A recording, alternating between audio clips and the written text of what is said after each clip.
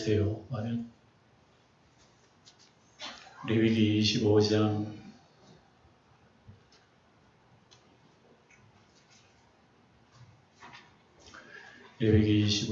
23절부터 보겠습니다. 23절입니다. 토지를 영구히 팔지 말 것은 토지는 다 내 것임이니라. 너희는 거류민이요 동거하는 자로서 나와 함께 있느니라.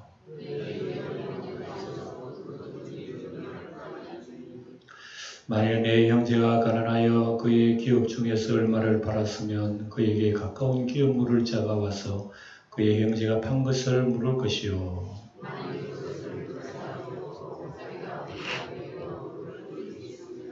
그 판 해를 계수하여 그 남은 값을 산 자에게 주고 자기의 소유지로 돌릴 것이니라.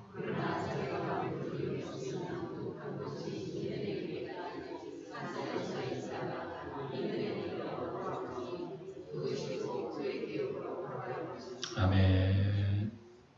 자, 우리 지난 시간부터 안식년과 희년에 대해서 우리 지금 공부하고 있습니다. 다시 한번 우리 지난 시간에 안식년이 뭐며 희년이 뭔지 다시 한번 살펴봅시다.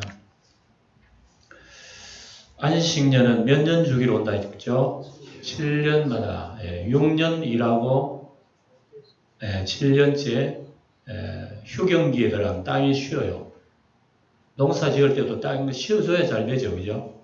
근데 농사 짓는 사람 땅이 쉽니까? 욕심 때문에 안 하잖아요. 계속 그릇 먹으라 하고 비료도 주고 땅이 못 살아. 그러니까 농토가 농작물이 건강하지 못한 거죠. 하나님께서는 이스라엘 백성들에게 이걸 교육해서 철저하게 하나님이 세우신 원리대로 하면 다 복을 받게 돼 있다는 걸 얘기합니다. 안식년은 뭐냐? 휴경을 통해서 땅의 자양분을 증가시켜서 땅의 생산성을 높입니다. 그래서 하나님께서는 그냥 쉬으라는 게 아니에요. 다 하나님의 뜻이 있고 계산이 있는 겁니다. 이게 창조의 원리, 자연의 원리입니다. 사람이 욕심 많아서 안 하잖아요. 두 번째는 하나님의 백성이 물질에 대한 과욕을 방지하기 위해서. 사람이 욕심을 한번 부리기 시작하면 끝이 없어요. 끝이 없어. 그러니까 그런 걸 미리 방지하기 위해서 하나님 법을 만들어요. 이렇게 하면 돼. 그렇게 안 하면 오히려 저주가 된다는 얘기입니다.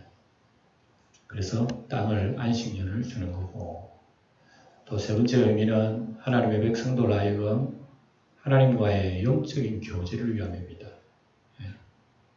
그래서 사람이 먹고 살아야 하지만 먹고 사는 게 목적이 아니고 그러한 물질 세상을 통해서도 하나님과의 교제의 방법이 있는 거예요. 그런 걸 일상생활을 통해서 가르치는 겁니다. 먹고 마시면서 하나님과 어떻게 살아가느냐 하는 그런 걸 하나님께서 안식년을 통해서 가르쳐준다 하는 것이고, 그 다음에 희년이라는 거 있어요. 몇 년 주기로 온다고요? 50년 주기. 그래 7년을 몇 번 지나요? 7번 지난 그 다음 해 50년이죠. 그래서 희년 주기는 참 놀라운 거예요.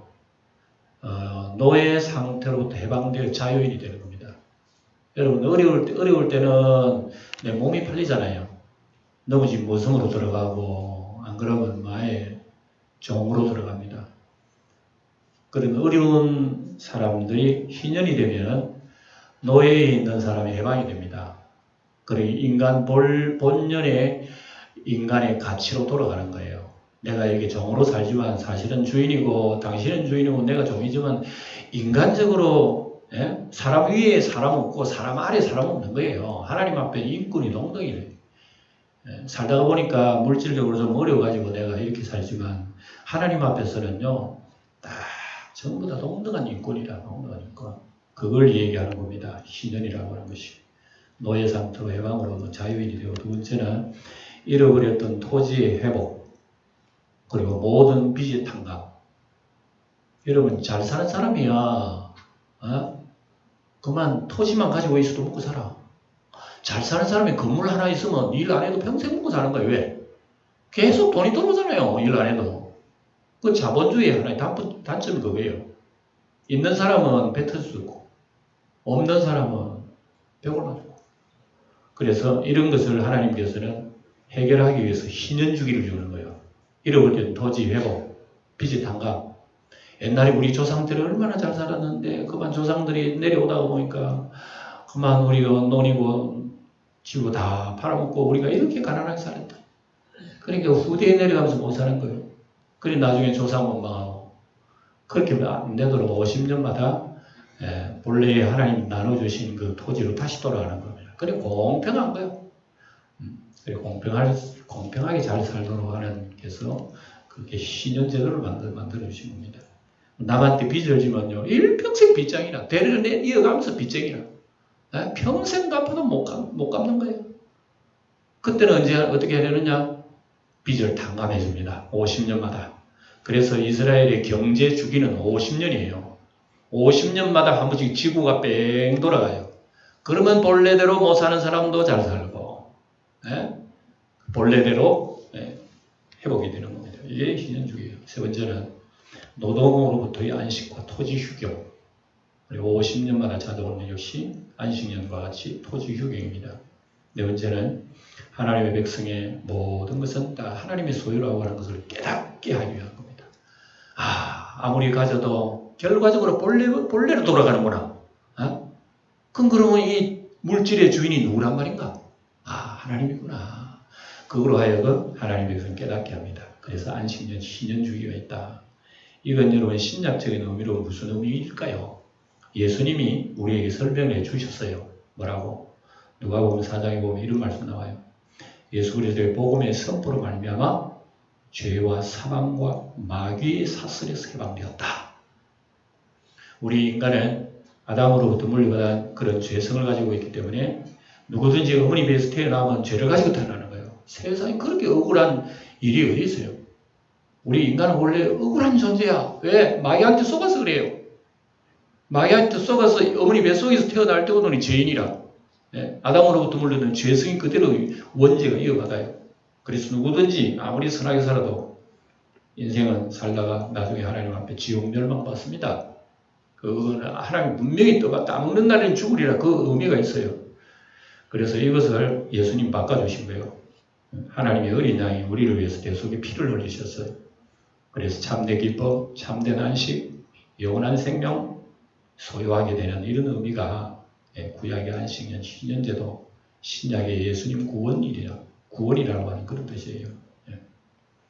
자, 안식년과 희년 우리 지난 시간에 봐서 오늘도 계속 이어가면서 이 안식년, 희년 속에서 무슨 일을 어떻게 구체적으로 어떻게 생활해야 되느냐. 자, 오늘 이제 25장 23절 보면 토지를 영구히 팔라 말라.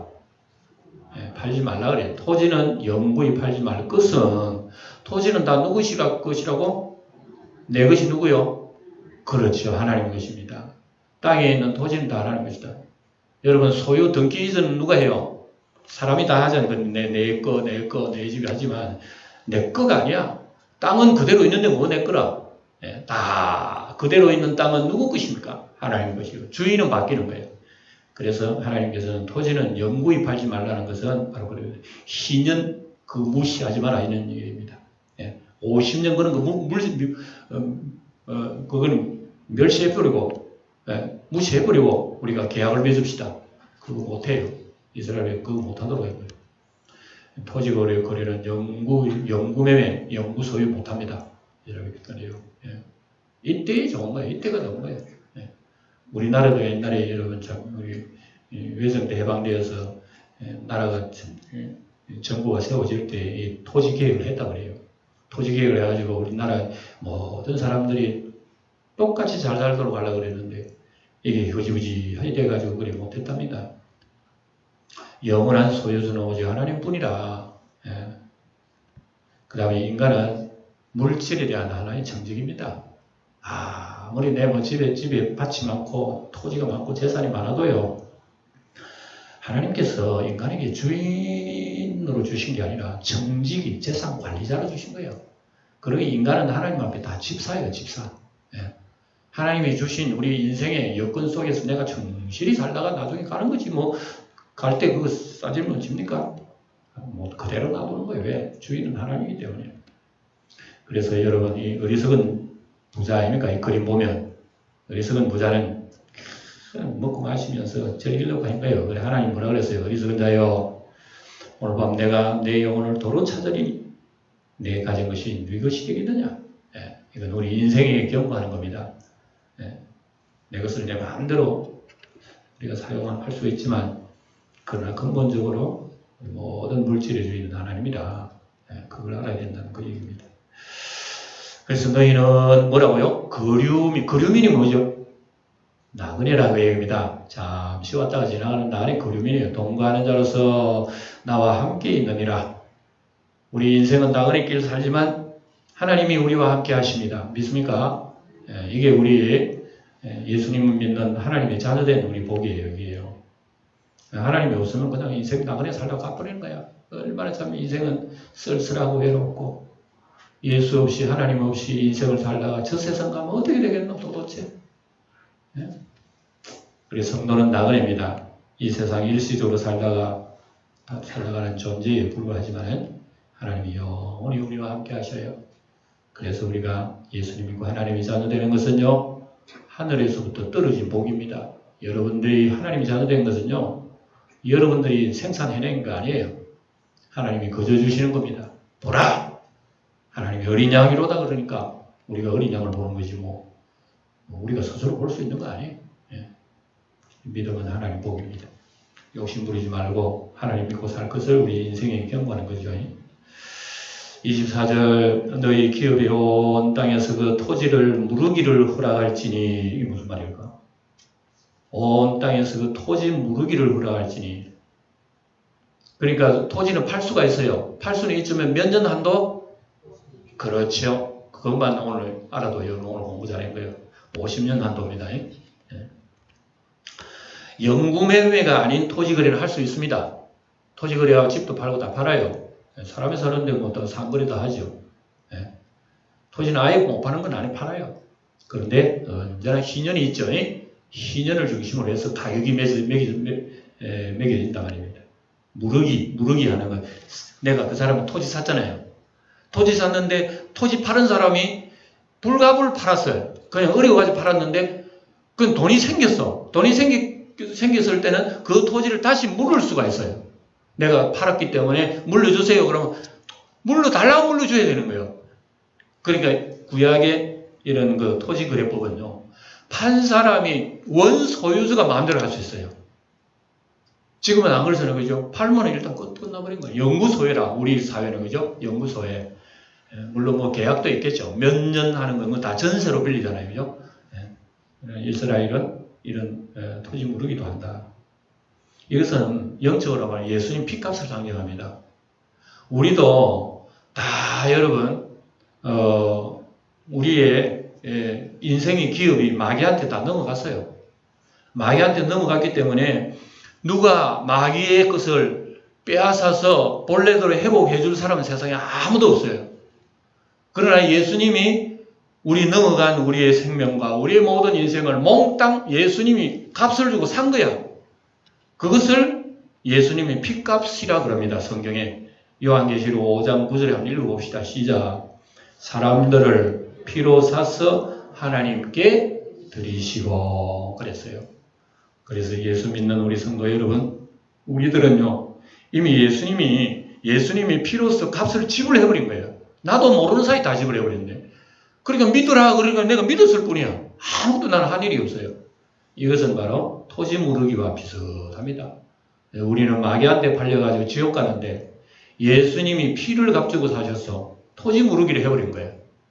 그러니까 내 나라, 그러니까 원래 원주인이 행사할 수 있다 그랬죠. 그러니까 하나님이 내 나라 그러니까 마귀가 눈물 흘리고 빼앗기는 거예요. 예수님한테. 이게 여러분 믿음 비밀입니다. 비밀. 말안 얘기해요 이거. 만일 내 형제가 가난하여 그의 기업 중에서 얼마를 팔았으면 그에게 가까운 기업 물을 자가 와서 그의 형제가 판 것을 물을 것이요. 이게 무슨 얘기냐? 내가 땅을 팔았다 입니다. 그런데 다시 회복할 수 있는 돈이 없어요. 그러면 회복시키려면 누가 하면 가까운 형제가 할 수 있어요. 가까운 형제. 예. 형제, 그 다음에 사촌, 5천, 6천 뭐 이런 사람들이 할 수 있단 말입니다. 그걸 그렇게 세우는 거예요. 그래 당시 이스라엘 사회는 어떤 사람이 위기를 당했을 때는 그 가까운 친족이 대신해서 회복시켜줘야 할 책임이 있었단 말입니다. 이러한 책임을 가진 자를 갖다가 옛날 히브리 사람들은 고엘이라 그랬어요. 뭐라고요? 고엘이라고 했어요. 예. 예. 그래서 물을 자, 고엘 제도가 있어가지고 내가 돈 없으면 4천, 5천이 대신 해줘요. 그게 고엘 제도라고 그럽니다. 그래가지고 없는 사람도 아주 없이 살지 못하고 좀 없는 사람도 본래대로 살 수 있도록 그렇게 회복을 시킨 겁니다. 그럼 고엘 제도를 조금 살펴봅시다. 예.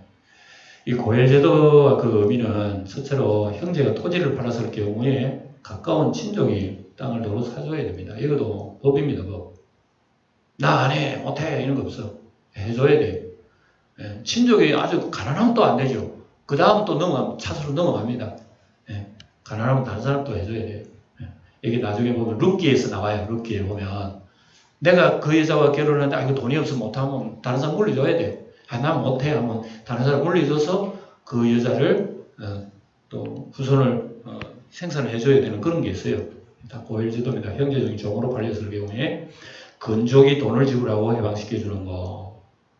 그 다음에 형제가 무자로 죽었을 경우에 방금 얘기했죠. 건족이 과부와 결혼하여 자녀를 낳아줘야 돼요. 우리 윤리적으로는 굉장히 이게 좀 끔찍하죠. 뭐 이런 게 다 있노 그러죠. 그러니까 옛날에 이스라엘은 그런 게 다 있었어요. 그러니까 대를 잇는 것은 하나님께서 굉장히 신경 씁니다. 대를 끊지 말도록 해라. 그래서 이것은 뭐냐 나중에도 나옵니다만 대를 끊으면 안 돼요. 왜냐? 아브라함과 다윗의 씨로부터 내려오시는 분이 계시요. 누구요? 메시아 예수님이 오시는 거예요. 그래서 하나님께서 그때까지 계속 이렇게 영적으로 유지를 하십니다. 야, 이런 것 속에서 하나님 메시아를 하나님 주시겠다고 그런 의미, 숨은 의미가 있어요. 여기에. 그래서 형제가 죽임을 당했을 경우 또 건족이 복수할 책임도 있어요. 네. 참 우리하고는 참 이 동떨어진 그런 얘기다, 그죠? 네. 형제가 범죄를 저질렀을 경우에 따라서 건족이 죄값을 치러야 하는 그런 경우도 있어요. 네. 남고 도둑질을 했는데 도둑질 한 사람이요, 훔치는데 물리줄 게 없는 거야. 물리줄 게 없으면 건족이 와가지고 배상을 해줘야 됩니다. 이런 것들. 네. 다 하나님이 세우신 이 고일제도입니다. 이것은 친족의 능력이 있어야 따라서 강제성과 자원성이 반반이 있어야 됩니다. 그 다음에 이것은 인류의 속죄와 구원을 위하여 피로써 그 값을 치르신 예수 그리스도의 사역을 암시해 줍니다. 모든 게. 그래서 성경 속에는 모든 율법 하나하나 속에 뭐가 있냐면 예수님이 구원이 들어있어요. 그 속에. 그래서 모세의 걸, 그 다음에 예언서, 시편의 걸, 모든 구약은 누구에 대해서 얘기한다고요? 예수님밖에 없는 거예요. 예수님이 얘기하는 거예요. 그래서 성경을 볼 때 뭘로 중심으로 봐야 되느냐? 그 속에 예수님이 있느냐 없느냐. 그걸 보고 우리는 성경을 바로 보는 거예요. 그 다음에 26절 만일 그것을 물을 사람이 없고 자기가 부유하게 되어 물을 힘이 있으면 그 판 해를 계수하여 그 남은 값을 삼자에게 주고 자기의 소유로 돌려주라. 어려워가지고 내가 팔았어. 그러니까 여유가 생긴 거야. 그럼 그 땅을 다시 바꾸려고 그래. 내 걸로 가져오려고 그래. 그러면 판에 50년을 기점으로 해가지고 50년이 가까우면 값이 내려가고 50년과 거리가 멀면 값이 비싸지는 거예요. 그렇게 계산해서 주라. 그래. 지난 시간 공부한 겁니다. 이거. 그래서 희년이라고 하는 것은 여러분 보세요. 도표를 보면 49년 7월 10일부터 희년이 시작됩니다. 그리고 50년 7월 9일까지가 딱 희년 1년, 딱 만 1년 동안 희년을 지납니다. 7월 10일은 대속죄일입니다. 이스라엘 백성은 속죄하고 난 그 다음부터 희년을 지납니다. 이러면요, 온 나라 잔치야, 잔치. 그리고 종이 돌아오고 노예가 돌아오고 내 토지가 다시 여러분 수십 년간 그렇게 남한테 어렵게 살던 사람 내 토지가 있는 거예요. 이제는 그래, 희년이 되면요, 잔치합니다. 온 동네 잔치, 북 두드리고 춤추고 난리. 희년 되면 잔치를 합니다. 이런 날이 올 거예요. 예수님을 통해서. 하나님 나라 곧 우리에게 다가올 거예요. 그래서 희년은 바로 그러한 의미를 우리에게 주고, 희년을 중심으로 하여 땅을 팔 때 받았던 전체 금액 중에서 그 토지를 산 자에게 추수한 횟수에 해당하는 금액을 제한 나머지 금액만을 지불하면 됩니다.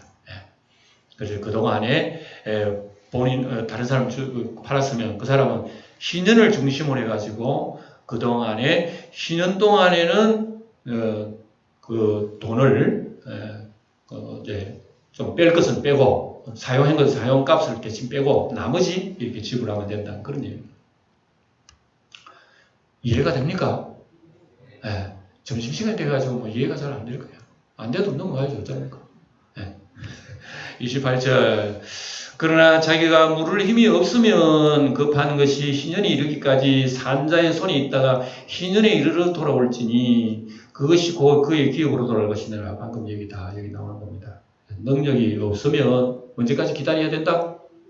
돈 없으면 엄마가 그냥 몸으로 때우는 거예요. 언제까지? 희년 될 때까지. 그러니까 50년 전에 희년 시작할 때 딱 팔았으면 50년 동안 내 땅이 아니야. 그러니까 50년 동안 살 능력이 있으면 얼른 기다리면 돼요. 50세에 땅을 팔았어요. 근데 능력이 없어서 50년 기다리려면 100살까지 살아야 돼요. 땅 받으려면 100살까지 살아야 돼요. 근데 뭐 자기 후손이 다 맞죠. 그것도. 주빌리 그럽니다. 희년을 갖다가 주빌리라 그래요. 히브리 말로. 그래서 이 날에 전국적으로 나팔 불고 잔치를. 촌락가옥이 희년제도에 속하는 이유. 그래 도시 안에 있는 가옥하고 촌에 있는 가옥하고 가격이 다르죠. 지금도 그렇죠. 그죠? 옛날에도 그래요. 그래서 촌락, 먼 농촌 산지의 그런 오지에 있는 그 가옥하고 그냥 도시 가옥하고 또 다릅니다. 그래도 촌락가옥이 희년제도에 다 속해 아무리 허물진 가옥이라도 속합니다. 가난한 자들이 거주지고 촌락가옥은 또한 그 자체로서 특별한 상품 가치가 없는 토지의 부속물이기 때문에 일반 토지거래법에 따라서 언제든지 물을 수도 있고 또한 희년이 되면 저절로 본래 주인이 되도록 되돌려줬습니다. 자, 32절 우리 소리 내 읽어봅시다. 시작. 레위 족속의 성읍 곧 그들의 소유의 성읍의 가옥은 레위 사람이 언제든지 물을 수 있으나. 자, 보세요. 일반 사람들은 그렇게 거래하는데 레위 사람들의 성읍은 누구 외에는 거래할 수 없어요. 누구 외에? 레위 사람 외에는 거래할 수 없습니다. 다른 지파는 다른 지파 사람들이 거래할 수도 있어요. 타 지파하고 살 수 있고 바꿀 수도 있고 하는데 그러나 원래 돌아갑니다. 그러나 레위족이 자기 토지를 부여받은 게 있습니다. 터밭이 있어요. 근데 그것을 팔았을 때는 레위 사람이 반드시 물어야 된다 하는 겁니다. 그래서 레위인의 가옥은 레위인이 물은다. 희년에 적용됩니다. 이것도. 만일 레위 사람이 물으지 아니하면 그의 소유 성읍의 판가옥은 희년에 돌려보낼지 레위 사람의 성읍의 가옥은 이스라엘 자손 중에서 받은 그들의 기업이 됨이니라. 그러나 그들의 성읍 주위에 있는 들판은 그들의 영원한 소유지인이 팔지 못한다. 그러니까 레위 사람들의 토지는 팔지 못하고 가옥, 집 있잖아요. 집은 팔았다가 받을 수 있고 다시 그런 할 수도 있다 하는 겁니다. 성벽 있는 성내의 가옥을 팔았으면 판지 만 1년 안에 물을 수 있다. 집 팔았으면 몇 년에 물을 수 있다? 만 1년 안에 다시 회복할 수 있습니다. 다시 내가 사야 됩니다 하고 다시 물을 수 있어요. 성내 안에 기한 안에 물으니와 그래서 성밖 가옥보다는 성내 안에 있는 가옥이 훨씬 가격이 높아요. 그 당시에도. 지금 뭐 어느 시대에 없이 도시 사람 많은데 집이 비싸지. 시골 같은 데는 비싸지 않잖아요. 이스라엘 사람도 마찬가지예요. 그것도 가격을 매길 때 꼭 그래 매겨요. 그네들도. 1년 안에 무르지 못하면 그 성 안의 가옥은 산자의 소유로 확정됩니다. 영원히 내 소유가 될 수 있는 게 있어요. 그것은 땅이 아니고 뭐라고요? 가옥입니다. 가옥. 집은 영원히 내게 될 수 있어요. 소유로 확정돼 대대로 영구히 그에게 속하고 희년이라도 돌려보내지 아니할 것이니라 그랬죠. 그래서 땅은 영구 소유로 살 수가 있어요. 가옥은 영구 소유로 살 수 있습니다. 땅은 안 돼요. 그래서 가옥 매매는 희년제도도 적용이 되지 않습니다. 왜 그러느냐? 희년제도를 본래 가난한 자들을 구제하기 위해서, 집 없는 사람 구제하기 위해서, 혹시 그 여유가 되면 또 집을 팔기도 하고 그 사람을 영구히 그 가옥에 살 수 있기 때문에 그래요. 그래서 가옥의 성벽까지 들은 부자들에게는 이런 적용을 안 시킵니다. 가난한 자들을 위해서 이렇게 하는 거죠. 있는 사람 더 가지고 막 배불린 사람 더 배불리고 이렇게 살 수 없어요. 그래봐야 50년 되면 돈 주인한테 다 돌아가는 걸로 말로 그렇게 했습니다. 자, 토지를 분배받지 못한 외국인이나 객들에게도 거주지를 제공하기 위해서 이런 걸 다 하나님께서 만드신. 그래 하나님은요, 우리가 지금까지 성경을 쭉 우리 레위기를 보지만 사소한 짐승 한 마리도 하나님은 안 굶어 죽도록 하는 거예요. 여러분 보았죠, 그죠? 그러니까 무슨 열매를 거두고 밭에 추수를 할 때에 남겨두라, 이삭을 줍지 말라 한 것을 왜 그러느냐? 까치밥 남겨둬야 된단 말입니다. 그 하나님 마음에. 우리 하나님은요, 아주 놀라운 사랑의 하나님이십니다. 예. 그래서 여러분, 우리 형제 사랑을 자꾸 공부해 나가야 됩니다. 우리 형제 서로 사랑합시다. 옆에 있는 사람 얘기합시다. 사랑합시다. 예. 어색하죠? 예. 어색하지 않도록 합시다. 나중에. 어색하지 않도록 합시다. 그러나 성벽이 둘리지 아니한 촌락의 가옥은 나라의 전토와 같이 물러주기도 할 것이요 희년에 돌려보내기도 할 것이요.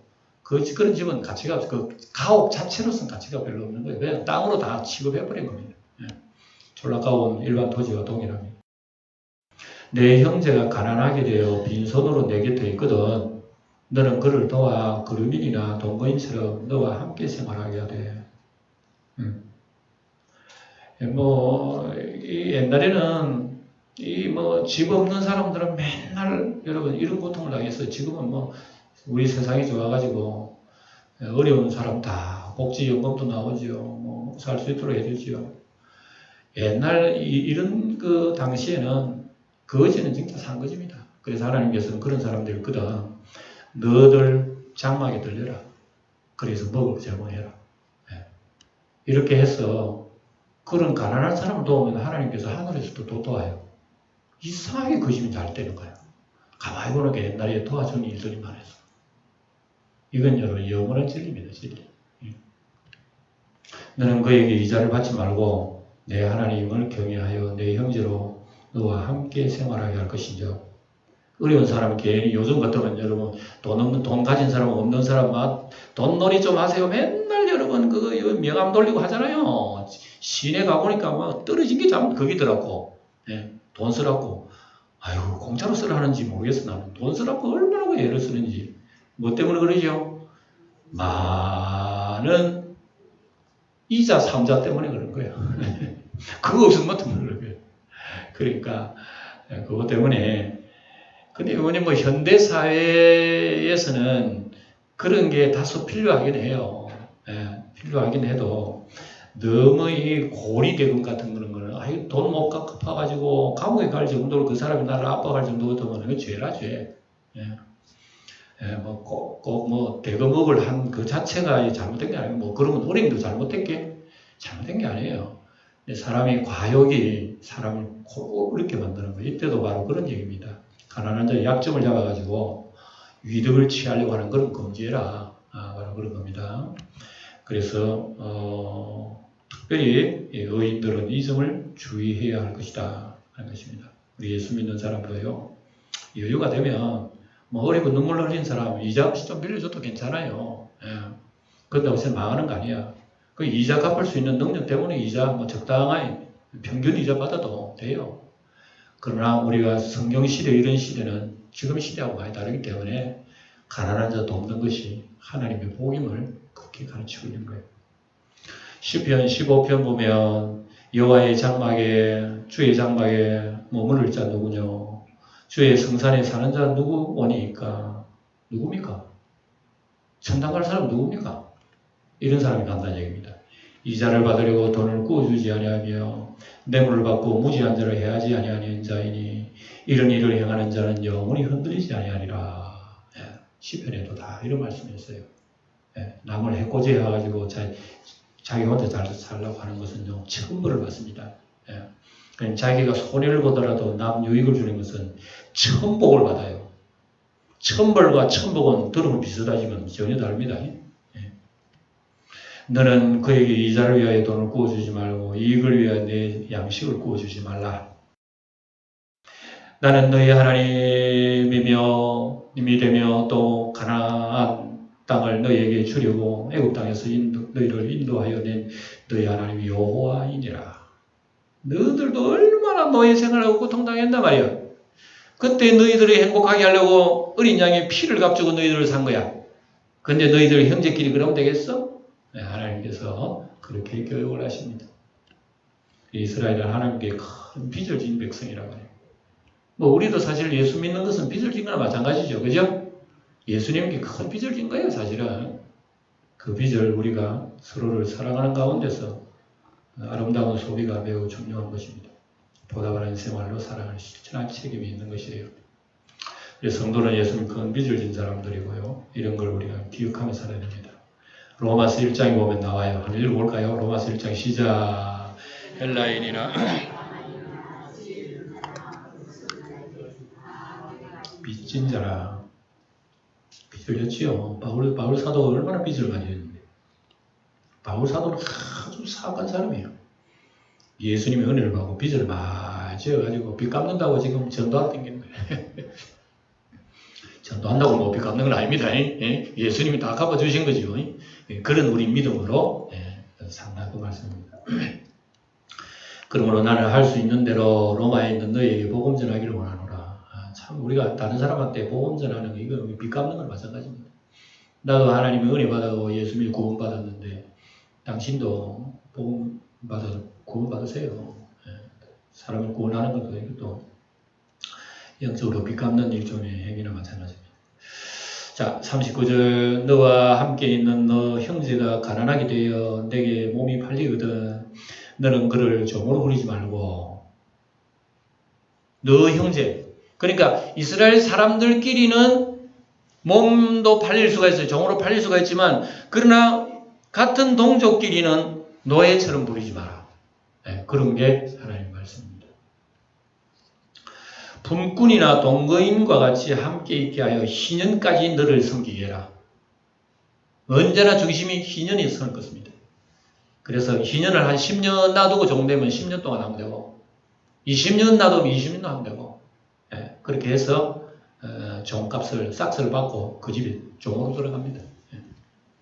그래서 종이라도 인격을 존중하며 사람 대접을 해라. 그겁니다. 우리나라처럼 가진 사람 없는 사람 갑질하고 말이죠. 그렇게 하는 거는 아주 하나님은 좋은 일이 아니에요. 희년까지 생계를 보장하기 위해서 그렇게 그때는 그와 그의 자녀가 함께 내게서 떠나 그의 가족과 그의 조상의 기업으로 돌아가게 하라. 만세. 이때 만세를 부르는 거예요. 만세 만세.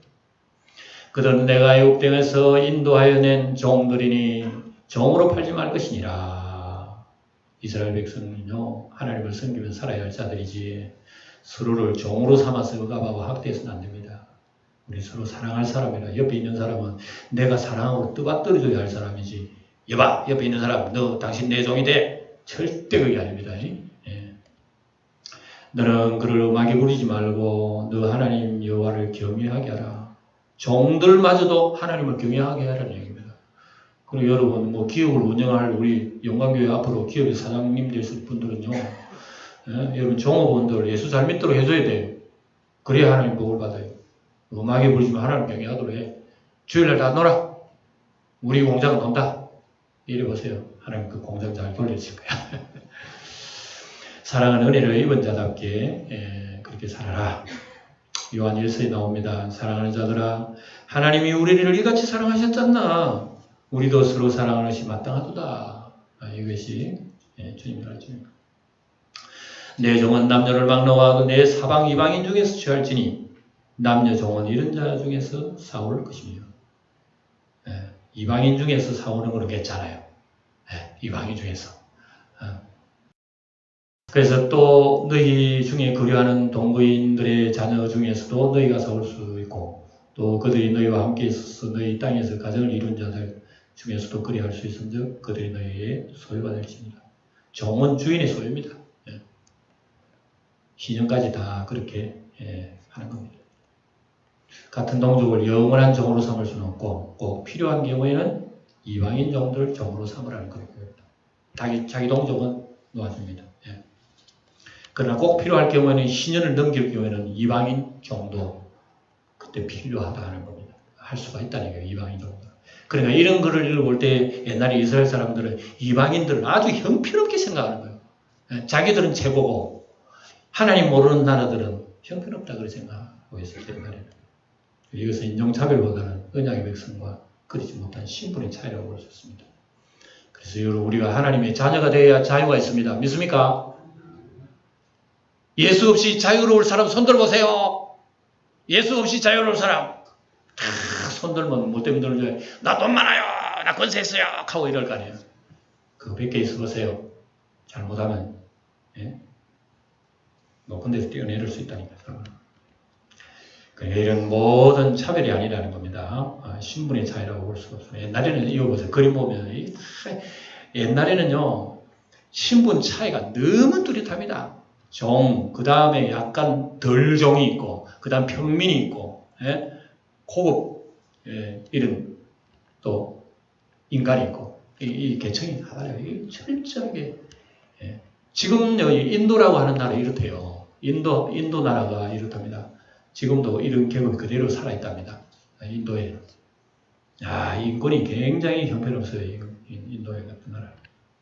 신약 시대의 신자와 불신자 간의 차이를 암시해주는 동시에 죄의 사슬이 얽매여 영구 헤어나지 못하게 하는 불신자의 비참한 상태를 간접적으로 나타내주는 겁니다. 그래서 여러분 예수 안 믿고 하나님 없는 사람은요, 우리 자기가 무슨 이 땅의 왕이 황제라도 하나님 앞에는 영원한 종입니다. 종 비참해요. 너희는 그들을 너희 후손에게 기업으로 주어 소유가 되게 할 것이라. 이방인 중에서 너희가 영원한 종을 삼을 수가 있지만 너희 동족 이스라엘 자손은 너희가 피차 음악에 부리지 마라. 그러니까 우리 하나님 나라 형제는 절대로 여러분 서로 종이 아니라고 해요. 그러나 우리가 이걸 볼 때 이방인들은 그럼 영원한 종으로 삼을 수 있구나. 그렇단 말이에요. 이방인들. 이스라엘 백성은 얼마나 교만해요. 그러니까 이걸 보고 이방인의 종으로 삼는 경우 뭐냐? 돈을 집으로 사는 경우, 전쟁포를 종으로 삼는 거예요. 영원히 자기 집의 소유야. 이거는 신년대도 놓아주지도 않아요. 자, 정리해 봅시다. 자, 오늘 읽은 말씀 정리. 첫째, 영원한 소유주는 오직 누구뿐이다. 그렇습니다. 하나님만이 우리의 영원한 소유주예요. 우리는 이 땅에 살 동안에 그분의 것을 그저 관리하다가 살다가는 겁니다. 그리고 인간은 청직이라는 거, 주인의 재산 관리자요, 또 나그네입니다.